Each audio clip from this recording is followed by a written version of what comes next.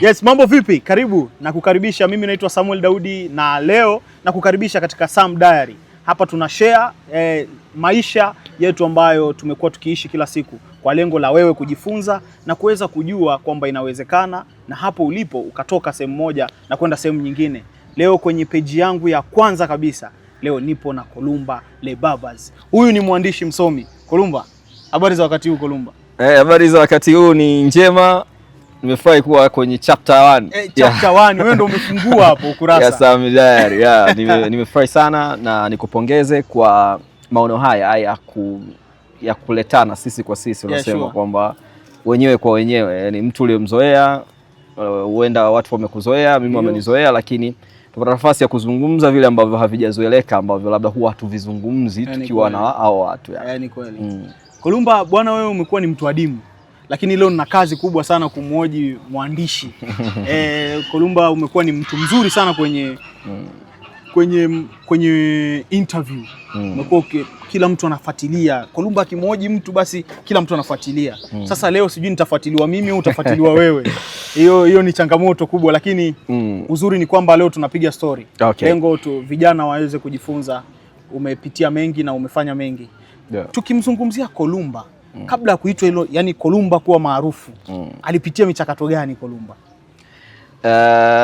Kiuhalisia mimi siamini kwanza kama mimi ni maarufu, ila mimi naweza kusema kwamba nafahamika na watu wengi ambao mimi siwafahamu wakati mwingine. Yani katika hao wengi wachache nawafahamu, wengi siwafahamu kutokana na aina ya kazi ninayoifanya, ambao pia hata wewe kwako iko hivyo. Sielewa, lakini kusema umaarufu bado, kwa sababu mimi naamini kwamba ili mtu uwe maarufu lazima uwe umefanya kitu ambacho kimegusa kundi fulani la watu, alafu hilo kundi linakuzungumzia wewe kwa kundi jingine, na hilo kundi linazidi kukufahamu kupitia lile kundi na vitu kama hivyo. Sasa bado mimi sijawahi kugusa kundi hilo kwa mafanikio hiyo kiwango hadi lilizungumzie nikiwa sipo, lakini hao baadhi wanaonifahamu ni kwa sababu tu ya kazi hii tunayofanya za uandishi wa habari na vitu kama hivyo. Kwani Kolumba alizaliwa wapi? Mimi kiasili kwanza ni mchanganyiko wa makabila mawili, Mchaga na Mnyamwezi, na habari ya kuzaliwa nimezaliwa Dodoma.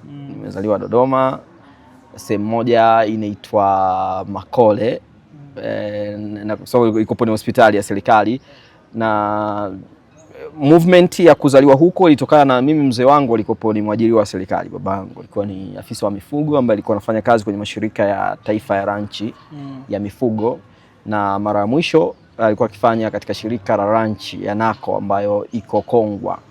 Kwa hiyo mazingira hayo yakatupelekea tuishi sehemu moja inaitwa Nako kwa miaka mingi sana, kwanza nimezaliwa labda nikiwa darasa la kwanza hivi. Lakini pia tukaishi sehemu nyingine inaitwa Mtanana, pale tuna ndugu, lakini pia kuna Kongwa yenyewe na Kibaigwa, ndio sehemu ambayo naweza kuta nusu ya utoto wangu pia ilikuwa hapo, kwa sababu baada ya kutoka ranch tulihamia sehemu moja inaitwa Kibaigwa ambapo kuna soko la kimataifa la uzaji wa mazao, hasa mahindi. Wanasema Kibaigwa Market, International Market, maize, kwamba ni soko la kimataifa la mara kwanza la mahindi, lakini sasa hivi limekuwa ni soko la mazao mchanganyiko. Kwa utoto wangu kwa kiasi kikubwa, ndio maana hata lafudhi watu wengine wanashindwa kujua kwamba huyu ni Mchaga, ni mtu wa kabila gani, kutokana na mchanganyiko kukaa maeneo tofauti na watu tofauti, ili nipelekea nikose lafudhi ambayo inaweza kanitambulisha mimi ni mtu wa namna gani, lakini kiasili mimi ni Mchaga. Kuna picha zako fulani niliziona za sekondari, ilikuwa shule gani hiyo Kolumba? Mimi nimesoma shule za kawaida sana. Nimesoma shule sekondari, nimesoma shule mbili. Kwanza primary nimesoma shule mbili pia. Primary nimeanza shule moja inaitwa Nako Primary School ambayo iko Kongwa. Na mimi niko ni miongoni mwa ile shule kwanza ilikuwa haina vilaza, kwa sababu najikuta darasa zima mko watu 6-7 kwa sababu watumishi ni wachache na ni watoto. Kwa hiyo nilikuwa ni miongoni mwa wanafunzi ambao nilikuwa nafanya vizuri kwenye hiyo shule, na hapo nikupitishe tu kwenye historia itakayokuchekesha. Nilikuwa kwanza darasa la kwanza hadi la 3 kabla sijahama kwenda shule nyingine ambayo nitakwambia, nilikuwa mtu wa kwanza mara zote, hata nisiposoma mimi ni mtu wa kwanza. Unaelewa? Nilikuwa mtu wa kwanza. Tukaambia baada ya kutoka pale Nako tukaambia sehemu moja inaitwa Kibaigwa, hiyo mzee alihamishiwa kikazi. Kwa hiyo nimehamishwa kwa mwezi wa 3, kwa hiyo mtihani wa kwanza kwenda kufanya kwa mwezi wa 6. As normal, kwa mimi najua hata nisiposoma mimi namba ya kwanza ni ya kwanza. Umekariri? Nimekariri. Sasa pale tulihamia na dogo mmoja pia alihamia kutokea kijiji kimoja kinaitwa Mkoka, anaitwa Shukrani Ngwangwaru. Kwa tukapo mimi na yeye ndo tumehamia pale, darasa la wanafunzi kama 70 hivi, alafu sasa si wageni, ikabidi tuwe marafiki. Pepa imekuja ile ya mwezi wa 6 mzee. Kucheki hivi matokeo. Mtu wa 29. Kutoka 1 mpaka 29. Wewe. Yale matokeo sikufikiria mara 2 mara 3 likaachana. Utawaambia nini watu? Sio watu, napeleka kwa mzee. Napeleka kwa mzee. Pap, tumefika bahati mbaya mimi na bro wangu tumeachiana mwaka mmoja. Kwa wakati mimi niko darasa 3 yuko darasa la 4. Tumefika yeye darasani alikopo afanye vizuri sana. Yeye alikopo kuanzia hiyo shule ya Nako alikopo ni mtu wa pili kutoka mwisho, hiyo sio issue yake. Kati ya wanafunzi 9 au 11. Kwa hiyo yeye kwenye yale matokeo alikopo mtu kama 30 kitu. Yeye alikuwa amefaulu sana. Sio wa mwisho. Yeye anachopambana, mimi sio wa mwisho. Kwa hiyo kafikisha kasubmit matokeo report form yake nini kwa mzazi nini fresh. Nasubiriwa mimi sasa mtoto naiaminika kwenye familia kwamba ndo na akili. Kufika pale matokeo yako yako wapi? Sasa zile akili za kitoto nikasema sijapewa. Hujapewa vipi? Wenzako wote wamepewa, wewe unasemaje hujapewa? Kachukuliwa fimbo pale na tishiwa kuchapwa, ikabidi niseme ukweli bana, mzee nimechana. Umechana kwa sababu gani? Nimefeli. Umefeli umekuwa ngapi? Sababu miaka zamani ukopo angaliwa sana. Umekuwa ngapi? Umekuwa ngapi? Kaambia mtu 29. Kati wanafunzi wangapi? 70 kitu. Mzee akacheka sana akasema, "Wewe unataka wewe wa kwanza, kule umekuwa wachache. Huku ni wengi. Kwa hiyo utakufanya wewe kaza urudi hata top 10." Sio, umeelewa? Mtihani wa mwezi wa 12 mimi nataka wewe wa kwanza. Kwa hiyo primary nikasoma hiyo Kibegwa primary. Matokeo ya darasa 7 na yenyewe pia ilikuwa ni ya kushangaza kidogo kwa sababu mimi nilifaulu. Yaani mimi sikuwa kilaza, lakini pia sikuwa mwanafunzi ni mwenye bidii sana shuleni. Yaani sikuwa mtu ambaye napenda kusoma. Lakini by nature nilikuwa ni mtu mwenye akili. Unajua kuna ile kwamba unafahamu kwamba mwalimu akikufundisha hata usiporudia kusoma, yani kuna kitu kinabakia kichwani. Kwa hiyo kilichotokea darasa 7 naweza kukuambia kwamba mimi nilifaulu japo nilichaguliwa second selection. Kaanza hiyo shule ya kata ambayo ndo unaniuliza sasa swali lake, ilikuwa shule ya sekondari ipi? Inaitwa Kibegwa Sekondari ambayo kwa sasa hivi kwenye wilaya ya Kongwa ni miongoni mwa shule za mfano, kwa maana ni shule kubwa kuliko hata shule kongwe ambazo zilikuwepo. Ni shule ambayo tulianzisha sisi. Performance ilikuwa ya kustaajabisha kwenye matokeo yetu ya kwanza. Hatukufaulu sana, lakini walifaulu au tulifaulu wanafunzi wachache kwa maksi kubwa, kiwango ambacho shule kongwe zilikopo hazina hizo max. Wakati unasoma uliwahi kufikiri kwamba mimi Victor sasa hiyo unajiona mimi Victor nitakuja kuwa mwandishi wa habari? Safari yako ya kutoka sasa sekondari na actually story inaniambia kwamba ulishawahi kuwa mwalimu bwana. Wewe ni mwalimu somo gani? Nilikuwa mwalimu wa geography na history. Mwalimu wa geography na history. Kutoka kwenye ualimu kuja mpaka kwenye uandishi. Huo mchakato umekaaje hapo Koloni? Okay. 2000 hiyo miaka nisitaje kwa sababu wakati mwingine mimi ujue umri wangu na muonekano wangu ni vitu vile tofauti. Kipindi ambacho nimemaliza form 4 nikafaulu nikaenda 5 na 6. Na wakati nimefaulu kwenda 5 na 6 mimi nilifaulu katika namna ambayo sikuwa na marks za kunipeleka shule ya government, ila nikopo na kombi zimebalance, kila kitu kimebalance, lakini option ilikopo ni kwamba natakiwa niende private kutokana na kipindi kile idadi ya shule za serikali za 5 na 6 zilikopo ni chache. Walifanikiwa kujenga shule za kata lakini hawakuongeza advanced level. Kwa mimi wakati nimemaliza form 4 nikianzia kwenye swali lako kwamba dream yangu ilikuwa ni kuja kuwa mwandishi wa habari. Nachokumbuka mimi kwa watu waliokopo Kibaigwa, baadhi ya watu ni mashahidi na bado wanaishi, nikiwa darasa la 6 nilifanikiwa kutengeneza kitu kinaitwa FM radio. Kwa wale watu wa tundu wa zamani wanafahamu kuna vimaiki fulani hivi vilikopo unaweza connect na radio, ukipandisha area au antena juu unaweza kadisturb mawimbi ya radio zote zilizopo karibu pale mtaani kusikiliza. Niliwahi kuseti hiyo radio nikaioperate pale mtaani. nilikuwa nikishai seti naenda kwa majirani, alafu naitafuta ile redio, alafu nakimbia kwenda kuongea, alafu wanisikilize, nakuwa natoa shout out kwao na nini nazungumza. Kwa rafiki yangu mmoja anaitwa Hashim Madeni, ukiwa la sita hiyo, ilikuwa la sita. Rafiki yangu mmoja anaitwa Hashim Madeni, nafikiri anaifahamu na familia yao, kwa sababu nilikuwa naenda hapo kuiseti hiyo redio, tunakusikiliza kama alafu na wakatalia, sikuwahi kukubali hata mara moja. Lakini hiyo mic pia niliwahi kusaidiwa na mtu mmoja anaitwa George Mwili Nyumba, ambaye bado anaishi, na akiona interview anaweza ka appreciate hiyo kwamba nilimuomba ile mic kwa sababu sina uwezo wa kununua. Nilimuomba, nikawa nikafanya hivyo, nikaitumia. Baadaye nikaja katika umri wa darasa 6 nikaja nikagundua kwamba kisheria ni kosa kuingilia mawimbi, kwa sababu mawimbi ambayo nilikuwa naingilia yalikuwa ni ya TBC kwa kipindi hicho, ndio nilikuwa ndio ya taifa la nini. Nikawa nimeacha baada ya kumaliza form 4. Na wakati mimi nafanya hiyo darasa la 6, sikuwahi kumuona mwandishi wa habari, sikuwahi kuambiwa huyu ni mwandishi wa habari. Wanafananaje ujui? Ni kwenye TV na kwenye redio, yani wana practice, wanasomea nini ili wawe mwandishi wa habari, sikuwahi kufikiria. Kwa hiyo wakati nipo sekondari ndo nilianza kupenda kwamba nikimaliza nitasomea uandishi wa habari, lakini ili nisomee uandishi wa habari lazima nifaulu masomo ya arts. Nikaacha kusoma biology. Mimi niliacha biology, mimi na F. Si umeelewa? Sio kwa sababu nilikopo kilaza, no. Ukiangalia matokeo yangu ya form 2 biology mimi na C nzuri tu, nilikopo nakaribia B. Lakini katika hayo mazingira ina maana ningekuwa nasoma hata kidogo ningepata D biology. Lakini mimi na F. Tena ilifikia hatua tunagombana kabisa na mwalimu hilo somo, anasema mimi nawafundisha watu wengine wasome biology. No. Mimi mindset yangu nilishajua naenda kufanya nini, nasomea nini, kitu gani nisisome. Biology nimeacha kusoma form 3. Mathematics nimeacha kusoma form 1 mwishoni kwenda form 2. Na walimu walikuwa wanajua kabisa wakikusanya madaftari ya watu wote, kwa mfano wa mathematics, wengine wasipokusanya wanachapwa. Lakini mimi nilikuwa sichapwa. Kwa sababu nilimwambia mwalimu mimi hili somo silisomi kwa sababu kubwa mbili. Cha kwanza siliwezi, la pili halitokuja kunisaidia huko mbele napoenda. Umeelewa? Na yule wa mathematics alikuja kunielewa. Kwa hiyo tunakutana naye kwenye testi, nikifeli ananichapa, lakini habari ya sijui ya kusanya homework, sijui kazi yangu, sio nini, hivyo vitu havikuwepo. Kwa hiyo nilianza kusoma masomo ya arts kwa bidii, nikiamini kwamba nitakuja kufanya kazi ya uandishi wa habari, kwa sababu cha kwanza haihitaji mahesabu na vitu kama hivyo. Kwa hiyo nilipomaliza form 4, wakati wa kusubiria matokeo ya form 4, kulikuwa kuna option ya mtu uende chuo kipindi kile ukasome computer na nini because fulani hivi. Mimi nilirudi kwa babu na bibi yangu Moshi hapo Marango. Wakaniambia kwamba tukulipie usome computer. Nikamwambia hapana, mimi sipo tayari kusoma computer. Nataka nini? Nataka uandishi wa habari. Wenyewe nao wakashangaa, uandishi wa habari? Umetoka nao wapi wewe?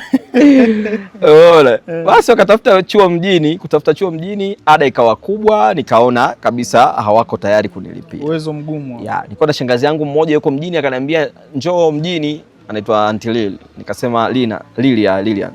Nikasema afadhali nikienda mjini nitapambana kujua hata hicho chuo na nini hivyo.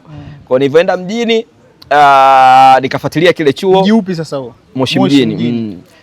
Kuna redio inaitwa Moshi FM. Ilikuwa inamilikiwa na marehemu Ndesamburu alikuwa mbunge. Sawa. Kwa hiyo pale walikuwa na chuo ambacho kinafundisha masuala ya utangazaji na uandishi wa habari. Ni kicheki uchumi wa shangazi ilikuwa ni ngumu kunilipia pia ada. Kwa hiyo nilichokifanya, Ndesamburu alikuwa na mkutano wa hadhara pale maeneo ya Boma Mbuzi. Katika watu walioenda kuomba, nimeenda chuoni nimechukua fomu na nini, lakini ile ada nikawa ni ngumu kufanyaje kulipiwa nianze. Chuo cha uandishi wa habari ambacho kiko chini ya Ndesamburu. Kwa wakati kamaliza mkutano wake alikuwa na kawaida ya kuambia watu mtu yeyote mwenye tatizo lolote aende. Kwa hiyo akapo nitaka hela na waandikia ndani kwa fulani mkachukue, sio ana shida ada ya mtoto wake hivi na hivi. Mimi nikaenda nikamwambia mzee, mimi shida yangu ni kusomea uandishi wa habari na chuo kiko kwako. Akaniambia kesho nenda pale redioni nikamtafute mtu mmoja anaitwa Swiss Channel. Mwambie nipigie simu aanze kusoma. Nikasema asante Mungu. Nimeenda pale bana. Hapo hujaenda chuo chochote kile? Chochote, yani nimegoma kwenda computer na nini, nataka niende uandishi wa habari. Nimeenda pale kesho yake namtafuta mtu mmoja anaitwa Stanley, nikaambiwa amesafiri. Lakini wale watu niliwaambia kwamba nimetumwa na Ndesamburo, nikaona namna anavyonipokea ni kama yani wananiona maskini sana, yani ile kwamba huyu anatafuta nini, yani hivyo, kwa sababu wanajua hawezi kupinga hiyo oda ya bosi, lazima wataitekeleza. Lakini kuniambia huyo mtu hayupo, nikaona ni kama yupo lakini hawataki nionane naye. Kwa hiyo nikakata tamaa, yani nikaanza kufa moyo. Nimerudi Mungu si Asmani, jioni yake matokeo yakatoka ya form 4. Ndio hayo ambayo alinipa option ya kwenda kidato cha 6. Umeelewa? Na chenye ni kwa mbinde sana. Watu wameenda kidato cha 5 mwezi wa pili. Sababu kipindi uko unaenda form 5 mwezi wa pili. Alafu form 6 uko unamaliza mwezi wa 5. Mimi nimeenda form 5 mwezi wa 10. Nimesoma wa 11, wa 12, mtihani mnafunga Januari, mkifungua mnaingia form 6. Kwa mimi form 5 nilisoma kwa miezi miwili. Na option niliyopewa na ile shule kusoma City High School pale Dodoma mjini, kwamba nikipata daraja chini ya daraja la pili basi itabidi nirudie form 5, alafu mwaka unafuatia ndo niende form 6. Na nikicheki ada yenyewe ilikopo ya kuungaunga, ilibidi nisome usiku na mchana. Katika kipindi ambacho nilisoma bila kuambiwa soma, ndo kipindi hicho nilisoma sana, na nashukuru matokeo yalikuja kwenda daraja B. Nilikuwa na grade 2 ambayo iliniwezesha kwenda kwa kishindo tu form 6 kwa sababu kuna mchujo pia. Kwa hiyo nimemaliza form 6. Baada ya kumaliza form 6, my dream ilikuwa pia kwenda kuwa mwandishi wa habari. Kwa hiyo mimi matokeo yangu ya kwanza baada ya kutoka niliapply kozi 3. Kipindi hicho una apply kozi 3. Kozi ya kwanza niliapply mass communication Tumaini ya Iringa. Kozi ya pili nika-apply pia ikopo journalism kama journalism Sauti Mwanza. Alafu kozi ya 3 nika-apply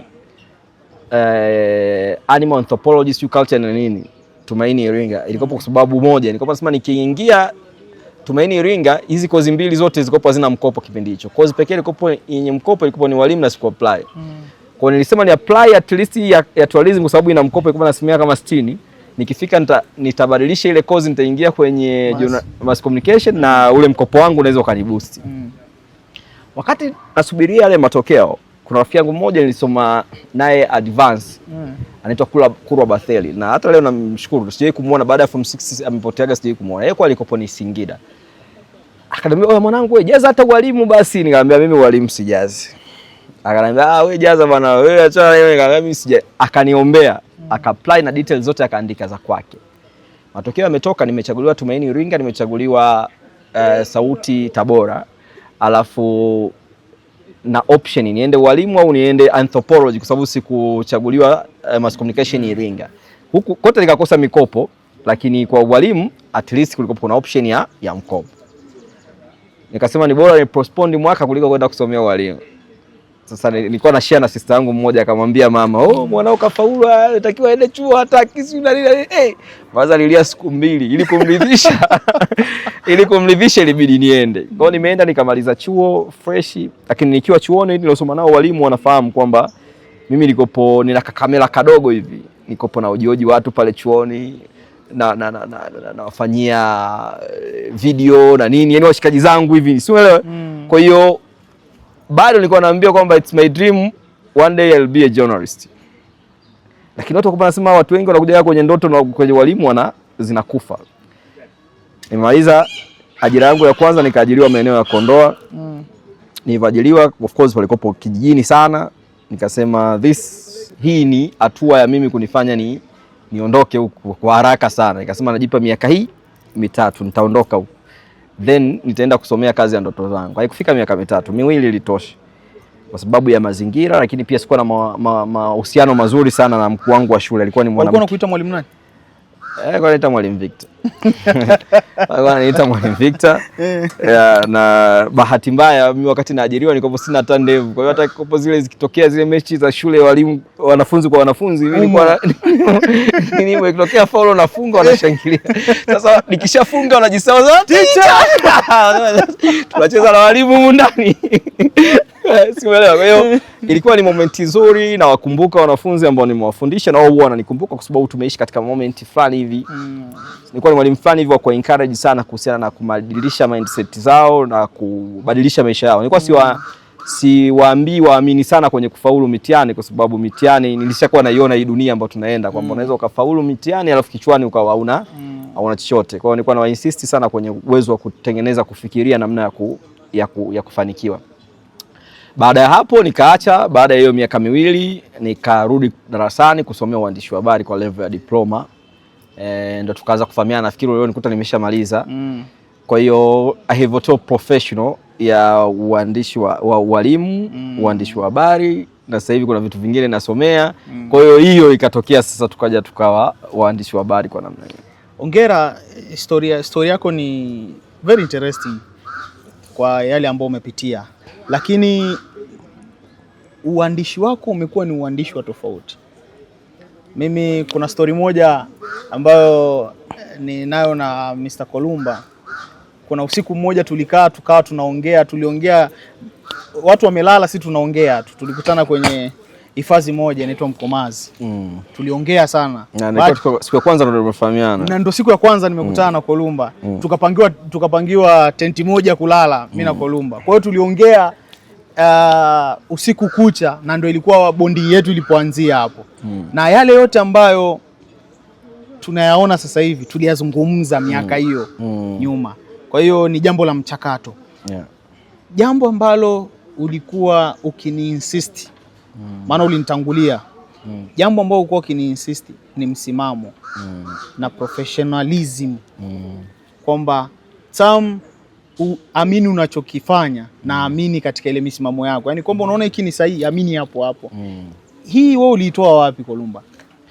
Unajua, mimi nilianza kujifunza hicho kupitia maisha niliyoanzia mimi. Nilikwambia nimetoka katika familia na mazingira ambayo sikuwa na mtu ambaye namtazama kama sehemu ya kujifunza kwangu, kwa maana nataka niwe kama mtu fulani. Yaani mimi ndo nilikopo mtu ambaye nina mtu nayemtazama ambaye yuko ndani yangu anayekiamini ambacho hakioni. Si umeelewa? Lakini niliamini kwamba kutokea hapa nina marafiki zangu zaidi ya 5, 6, 7, 10. Lakini akiitwa mtu mmoja ambaye anapaswa kufanikiwa katikati yetu, mimi natakiwa niwe mbinafsi, mimi ndo nifanikiwe kuzidi wao. Na sitakiwi kufanikiwa kuwazidi wao kwa sababu ya kuwa mjanja, yani kwamba sistahili nikachukua nafasi ya mwingine. Yanatakiwa nijitofautishe nao kuanzia kwenye kufikiri na kuamini kwenye kile ninachokifikiri na kukisimamia.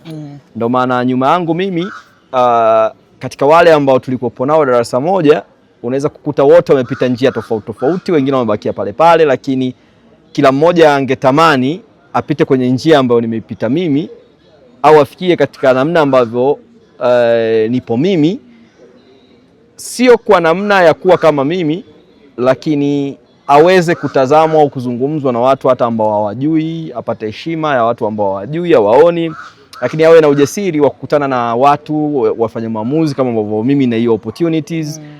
Lakini hawajapita hiyo njia kwa sababu wao hawakuitengeneza kuanzia mwanzo. Kwa msimamo, mimi nilijifunza kwenye maisha ambayo nililelewa na ni sehemu niliyokulia, kwa sababu mimi sikuwa na godfather. Nilikwambia mimi nimelelewa na mama peke yangu. Wenda nilikwambia siku ile babangu angekuepo, ungeenda mimi na wewe tusingefahamiana. Wala nisingekuwa hapa. Alikuwa anataka mimi niwe daktari au niwe rubani, na alikuwa na uwezo wa kunisupport niwe hivyo. Si uelewa. Kwa hiyo kila kilichotokea kwenye maisha yangu baada ya mzazi wangu mimi kufariki nilikitengeneza mwenyewe. Si umeelewa? Yaani ukiacha ya kuwa mwalimu ilikuwa ni njia ya mama yangu kumridhisha, lakini ningeweza nikajifelisha, ningeweza nisifike ambapo angetaka, lakini nilisimamia kila ile njia nifike. Alafu nikuja kugundua kwenye maisha kwamba msimamo huwa ni matokeo ya kile ambacho umekifikiria na kukiamua kwa usahihi. Kuna msimamo wa kipuuzi na kuna msimamo ambao ni sahihi.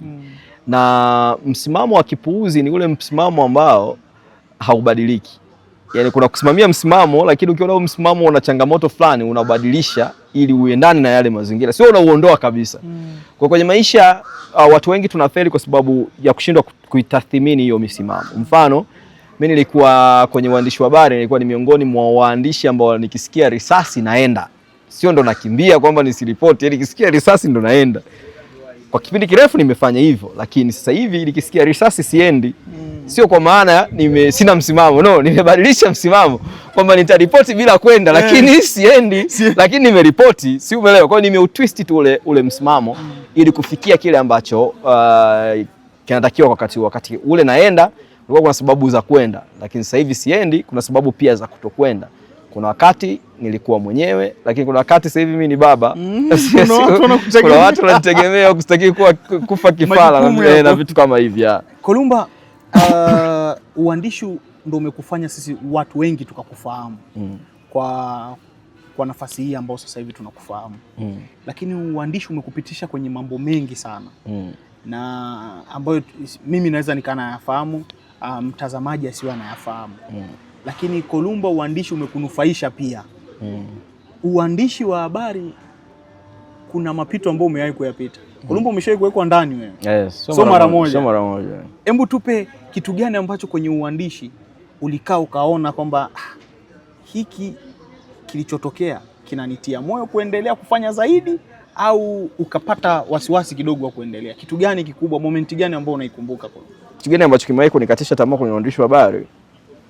Sio misukosuko ya kukamatwa na polisi, sio misukosuko inatokana na kazi tunazozifanya. Mimi ambacho kimewahi kunikatisha tamaa kwenye uandishi wa habari ni namna ambavyo wamiliki wa vyombo vya habari wanavyowachukulia waandishi wa habari. Na bahati mbaya au nzuri, hiyo haijawahi kunikuta mimi.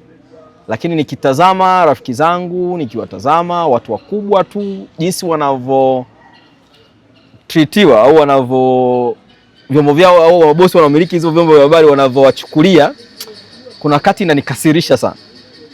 Si umeelewa? Kuna urasimu mkubwa sana kwenye vyombo vya habari ambao unawadhalilisha waandishi wa habari na kuwachukulia kama watu wa kawaida, kitu ambacho mimi sipendi. Na wakati mimi naanza uandishi wa habari nilitaka initokee hiyo. Yaani kwa wakati unatuma story alafu mtu haipandishi story, au ina makosa ambayo anaweza yakarekebisha, anaifuta kabisa hiyo story au anaitoa kabisa kwenye list ya story. Niliwahi kumwambia bosi wangu mmoja na namheshimu sana kwa sababu alirespond positive.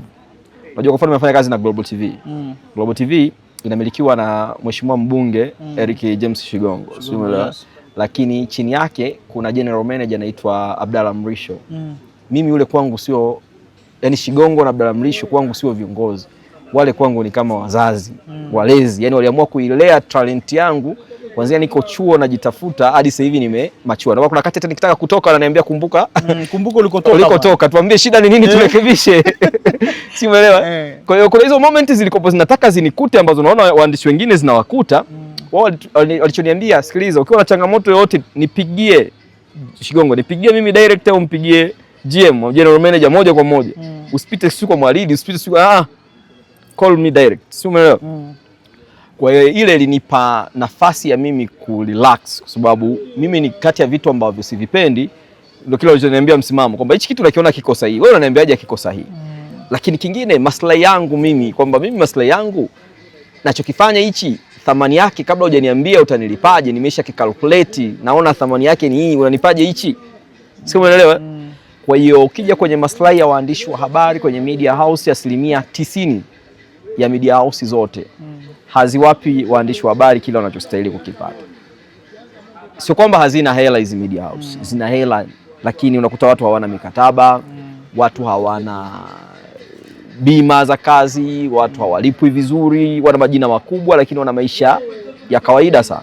Sio kwamba mimi na maisha mazuri, au sio kwamba mimi na kila kitu ambacho ningetamani kila mwandishi wa habari akipate, lakini at least mimi nina nafasi ya kukaa meza moja na mmiliki na viongozi wafanya maamuzi, tunajadiliana kama mimi na wewe. Hiyo nafasi wamenipa, lakini sio kila media inampa mtu. Na kwenye media unaweza kuta katika wafanyakazi 10 inawapa watu 2 au mmoja hiyo nafasi kutokana na uwezo wake na namna ambavyo wao wanathamini mchango wao kwao, tofauti na kada zingine ambazo watu wote mnaweza mkaweka uniform, mkalipwa vizuri, mkakaa vizuri. Kwa hiyo ndio kitu ambacho kinakatishaga tamaa kwamba haya maisha ya waandishi wa habari yataendelea hivi hadi lini, ikiwa kwenye jamii wanaonekana ni watu wa maana, lakini wale wanaowatumikia wanawachukulia poa. Kwa hiyo Kolumba, utatuambia kwamba tuna uhuru wa vyombo vya habari. Kama unaweza ukaripoti jambo ukakamatwa ukawekwa ndani, wewe tuambie, manake wewe umekamatwa mara kadha wa kadha. Unakamatwa, unaachiwa, tunakuja pale polisi mara kadha wa kadha, washikaji zako wanakamatwa, wanawekwa ndani. Hii wewe unaisemaje? Tuna uhuru wa kufanya kile ambacho kinapaswa kutokana na taaluma yetu. Manake umesoma Kolumba, sio kwamba umekurupuka tu umekuja. Umesoma na umefuata taratibu. Ni nini? Unajua kuna kitu kimoja ambacho watu hawakifahamu. Yaani uhuru wa vyombo vya habari au uhuru wa habari ni uhuru ambao hauna mipaka ambayo imewekwa kisheria, yani unapewa kwa freedom of expression kwa mujibu wa katiba ya Tanzania, una uhuru wa kupata habari na kusambaza habari mradi usivunje sheria, si unaelewa? Hiyo ipo kisheria. Lakini wanao-apply sheria zingine wanaweza kuwa wanauzuia huo uhuru bila kujua kwamba wanauzuia katika kutekeleza majukumu yao. Mfano, haijawahi kufanyika mimi katika kufanya kwangu habari, sijawahi kufanya habari nikaambiwa niifute. Hata polisi wanaonikamata, waliwahi kunikamata, hawakuwahi kuniambia tunakukamata kwa sababu umechapisha habari fulani, ila wananikamata nikiwa katika mazingira ya kazi ya kufanya habari fulani. Kwa hiyo unajikuta kwamba hao wanakukamata wao kutokana na situation ya kile kitu ambacho kimetokea. Sasa wakati mwingine polisi akikukamata wewe uko na kamera unaenda kurekodi tukio fulani kabla hujalitoa, hapo hatuwezi kusema amezuia uhuru wa habari, kwa sababu yeye amekuzuia usitekeleze jukumu lako. Ameingia au amebreach the contract ambayo ina build kwenye principles za constitution ya human rights, ambayo inakuruhusu wewe au inakupa nafasi ya wewe kuwa na uhuru wa kufanya kazi yoyote ya halali ili kupatia kipato. Kwa hiyo yeye hajazuia uhuru wa habari, kakuzuia wewe kutekeleza majukumu yako. Uhuru wa habari uko pale pale. Kwa sababu yeye hausiki, yani polisi hawezi kuambia futa kitu fulani au usirekodi kitu fulani. Si umeelewa? Ila amekuzuia kabla hujarekodi, labda ndo kazuia. Kwa hiyo uhuru wa habari upo, lakini kuna uhuru wa kutekeleza majukumu mengine ambao hauingii kwenye uhuru wa habari. Ni uhuru ambao kila mmoja anaweza kazuiliwa. Kwa mimi ukiniuliza uhuru wa habari kwa Tanzania upo, kwa sababu haijawahi kunikuta mimi. Nakwambia upo, unaweza kukawa una changamoto kadhaa katika utekelezaji, lakini uhuru kama uhuru huwezi kufananisha na sehemu zingine. Okay.